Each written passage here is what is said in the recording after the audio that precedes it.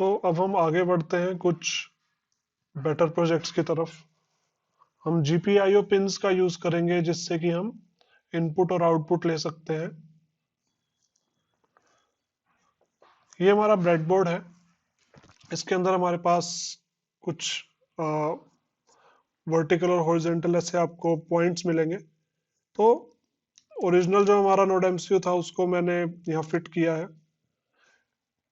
अगर आप vertical lines को देखें तो ये सारी आपस में शॉर्टेड है। मान लीजिए मैं यहाँ पे एक वायर कनेक्ट करता हूँ और एक वायर यहाँ पे कनेक्ट करता हूँ, एक जंपर केबल, तो मैं इन दोनों को एक्सेस कर पाऊंगा। ये दोनों शॉर्टेड है।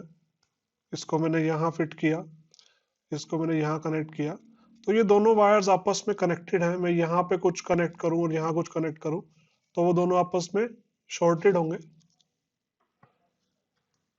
तो इसका मतलब ये है कि इससे हम प्रोटोटाइपिंग कर सकते हैं बहुत आसानी से। मैं अपने नोड MCU को एक एक लाइन के गैप पे ऐसे फिट करूंगा, यहाँ एक लाइन छोड़ूंगा, यहाँ एक लाइन छोड़ूंगा। नेक्स्ट लाइन से मैंने ऐसे इसको फिट किया तो मेरे पास दोनों साइड एक एक लाइन ऐसे बच गई है। अब मैं अगर यहाँ पर अपनी जंपर केबल कनेक्ट करूंगा या फिर एक LED कनेक्ट करूंगा तो मैं उसको डायरेक्टली इस पिन को एक्सेस कर पाऊंगा विदाउट एनी सोल्डरिंग, या हमें कोई टेप या कुछ ग्लू लगाने की जरूरत नहीं है। तो इससे आप बहुत जल्दी प्रोटोटाइपिंग कर सकते हैं। आप जल्दी जल्दी कंपोनेंट्स कनेक्ट या डिस्कनेक्ट कर सकते हैं।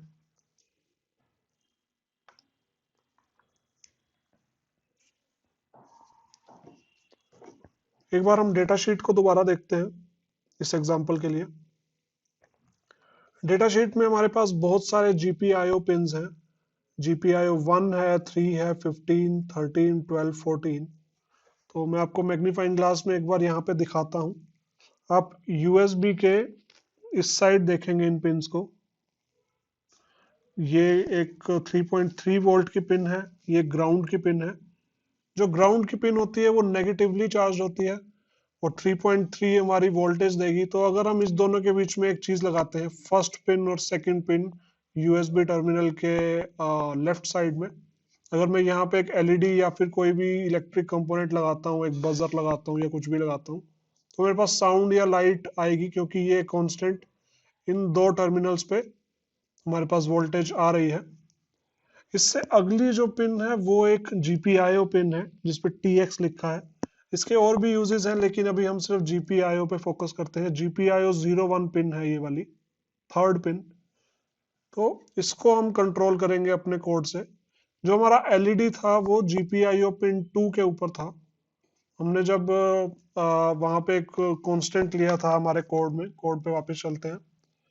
हमने LED बिल्ट इन लिखा था तो अपने आप कंपाइलर ने इसको 2 में कन्वर्ट कर दिया था, क्योंकि नोड MCU की यही स्पेसिफिकेशन है कि पिन 2 के ऊपर एक LED लगा हुआ है। तो हमें वहाँ 2 लिखने की जरूरत नहीं पड़ी थी, लेकिन आप मैनुअली वहाँ 2 भी लिख सकते हैं।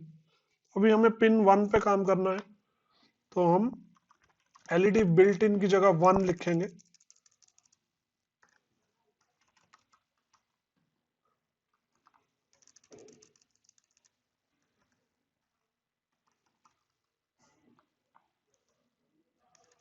तो अब ये बिल्कुल सेम कोड है जो हमने पिछली बार यूज किया था, बस जो हमारी बिल्ट इन LED है उसकी जगह हम GPIO पिन के ऊपर काम कर रहे हैं। तो क्या होगा, इस पिन पे वोल्टेज 1 सेकंड के लिए आएगी, फिर 1 सेकंड के लिए चली जाएगी। यही चीज कॉन्टिन्यूसली होती रहेगी। अभी हम इस प्रोग्राम को बर्न करते हैं। हमने इसको यहाँ डाटा केबल से कनेक्ट कर रखा है हमारे दूसरे नोड MCU को। हम अपलोड बटन प्रेस करेंगे।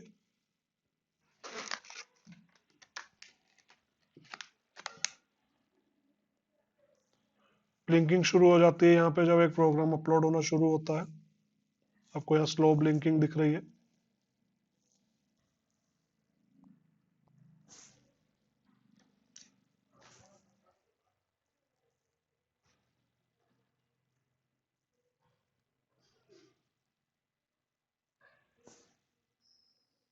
तो अगर आप अभी कंसोल में देखें, हार्ड रीसेट कर चुका है, मतलब कि हमारा जो प्रोग्राम है वो बर्न हो चुका है।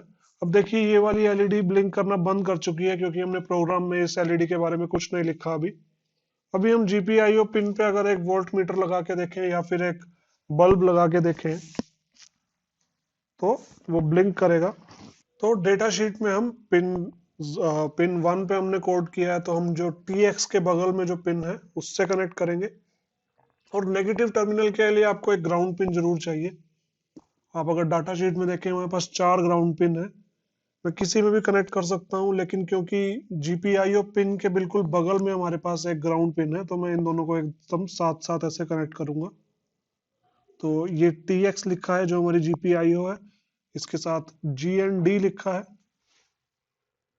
अगर आपके पास एक LED है तो आपको पॉजिटिव टर्मिनल को GPIO पिन में लगाना है और नेगेटिव पिन को ग्राउंड में लगाना है। लेकिन क्योंकि मेरे पास एक बल्ब है छोटा सा, ये इसमें पोलैरिटी का कोई इशू नहीं होता। मैं इसको अगर कैसे भी बैटरी से कनेक्ट करूं, मान लीजिए मैं पॉजिटिव को नेगेटिव से करता हूं, तो भी ये लाइट अप होगा। अगर मैं पोलैरिटी रिवर्स कर देता हूं, तब भी ये लाइट अप होगा। क्योंकि ये डायोड नहीं है, तो मैं इसको किसी भी पोलैरिटी में यहाँ कनेक्ट कर सकता हूँ।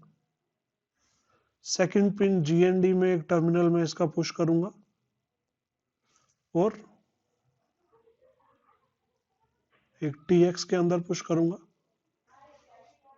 तो आप यहाँ देख सकते हैं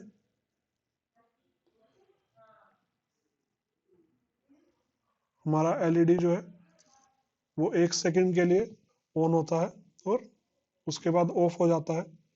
तो आप यहाँ पर कोई भी सेंसर ऐसे कनेक्ट कर सकते हैं जिसको आपने ऐसे आउटपुट देना है। तो अगर आप इनपुट लेना चाहते हैं तो आप कोड में आउटपुट की जगह इसको इनपुट मोड में सेट करेंगे और इससे इनपुट भी ले सकते हैं आप। तो एक ही पिन से आप इनपुट भी ले सकते हैं, आउटपुट भी ले सकते हैं। ये होता है GPIO पिन का काम।